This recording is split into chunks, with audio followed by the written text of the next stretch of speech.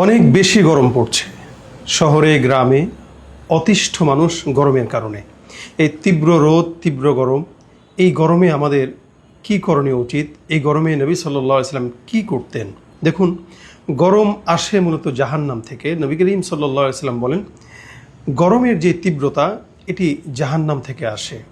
হযরত আবু হুরায়রা থেকে বর্ণিত, রাসূলুল্লাহ সাল্লাল্লাহু আলাইহি ওয়াসাল্লাম বলেন যে জাহান্নাম আল্লাহ পাকের কাছে বলছে যে, আল্লাহ, আমার এক অংশ আরেক অংশকে গিলে ফেলছে।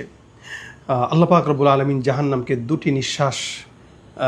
দুটি শ্বাস নেওয়ার আদেশ দিলেন। দুটি শ্বাস ফেললো। একটি শ্বাস তীব্রতা, গরমের তীব্রতা, আরেকটি শ্বাস শীতের সময়। অর্থাৎ এই জাহান্নামের দুটি শ্বাসের কারণে আমরা শীত এবং গরম পেয়ে থাকি। এই জন্য নবী সাল্লাল্লাহু আলাইহি ওয়াসাল্লাম বলেন, তোমরা গরমে অধৈর্য না হয়ে আল্লাহ পাক রব্বুল আলামিনের কাছে বেশি বেশি ইস্তেগফার করো। কারণ আল্লাহ পাক রব্বুল আলামিন বলেন, ফাকুলতু আস্তাগফিরু রাব্বাকুম ইন্নাহু কানা গাফফারা ইউরসিলিস সামাআ আলাইকুম মিদরারা। কেউ যদি বেশি বেশি ইস্তেগফার আদায় করে তো আল্লাহ পাক তার জন্য আসমান থেকে বৃষ্টির ব্যবস্থা করে দিবে, যে বৃষ্টি বান্দার দেহ মনকে শীতল করবে।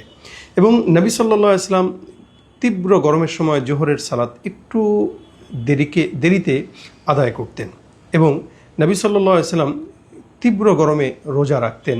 কারণ রোজা মানেই সংযমী হওয়া, আল্লাহ পাকের কাছে একটি পরীক্ষা। এই কারণে কেউ যদি এই গরমেও আল্লাহ পাক রব্বুল আলামিনের এই পরীক্ষায় সফল হওয়ার জন্য রোজা রাখে, এটি উত্তম একটি আমল। এছাড়াও আমরা এই তীব্র গরমে কিছু মানবিক কাজ করতে পারি। সেটি হচ্ছে মানুষকে পানি পান করানো।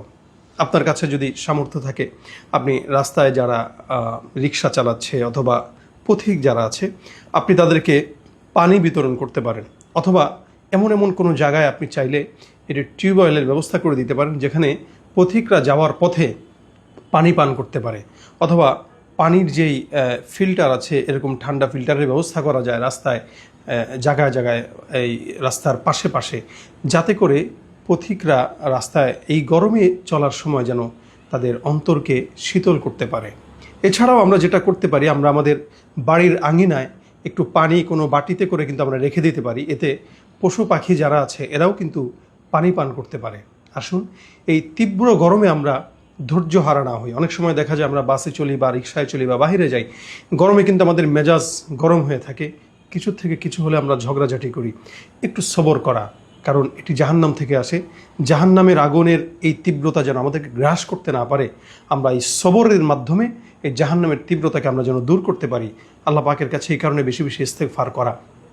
আর বৃষ্টি যদি না হয়, ইস্তেগফারের মাধ্যমে আল্লাহ পাকের কাছে বৃষ্টির জন্য দোয়া করা। আল্লাহ পাক এই তীব্রতা থেকে আমাদেরকে হেফাজত করুক। আল্লাহ পাক আমাদের জন্য রহমতের দ্বার খুলে দেখ। আমিন।